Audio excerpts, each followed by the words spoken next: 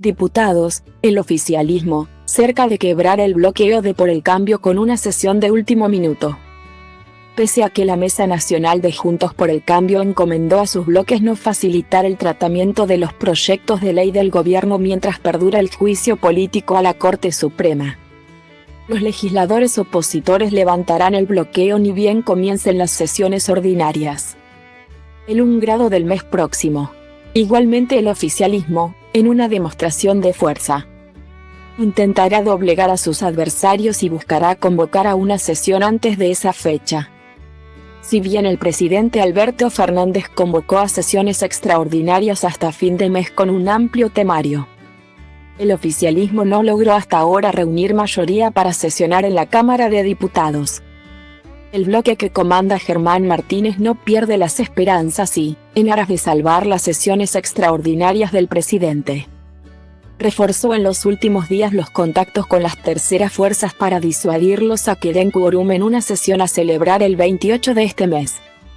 De lograrlo, sería una suerte de gol de último minuto en vísperas del discurso presidencial de apertura de las sesiones ordinarias, el 1 grado de marzo próximo. Los oficialistas están cerca de alcanzar el objetivo. Para ello preparan un temario con temas socialmente sensibles para seducir a un sector del interbloque federal. Clave a la hora de dar quórum. Incluirá no solo la nueva moratoria previsional que consiste en un plan de pagos para aquellas personas en edad de jubilarse pero no cuentan con los años de aporte que exige la ley, sino también proyectos sobre salud y educación que están demorados hace meses en la Cámara. Debemos dar quórum, estos temas son demasiado relevantes como para postergarlos más tiempo. La gente nos paga para que sesionemos, se le escuchó decir a la diputada Graciela Camaño. Del interbloque federal, los socialistas serían de la partida, a la santafesina Mónica Fein, presidenta de la Comisión de Salud, se le prometió incluir en el temario los dictámenes que ya tienen acuerdo, como el que propone el Programa Federal Único de Informatización y Digitalización de Historias Clínicas. Una iniciativa con media sanción del Senado que propone que todos los pacientes tengan acceso libre a su historia clínica mediante un sistema digitalizado en todo el país.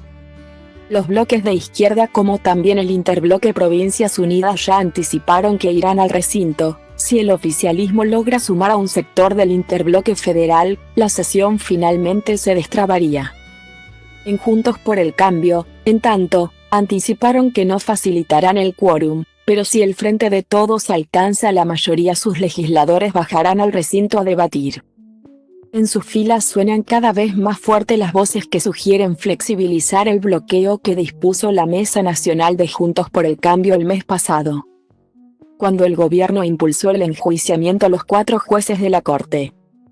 Mientras siga este atropello contra la Corte Suprema de Justicia, no vamos a prestar quórum y darle viabilidad a ningún proyecto que impulse el gobierno nacional o el Frente de Todos, expresó, en su momento, la cúpula de la coalición opositora. Sin embargo, todo indica que el proceso de enjuiciamiento al máximo tribunal se prolongaría durante los próximos 3 meses, por lo que, de persistir la intransigencia de Juntos por el Cambio, la Cámara de Diputados estaría condenada a mantenerse paralizada durante ese lapso.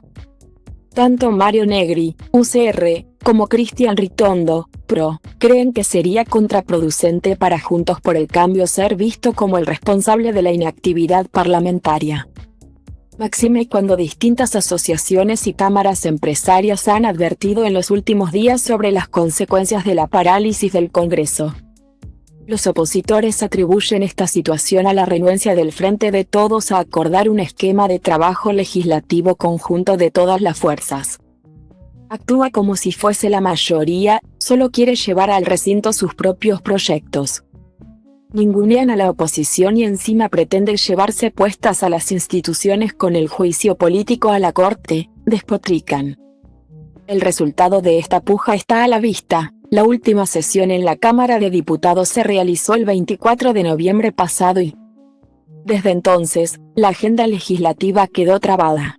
Para peor, el presidente Fernández abonó el conflicto con la inclusión En el temario de sesiones extraordinarias, de los proyectos para ampliar la Corte Suprema y modificar el Consejo de la Magistratura.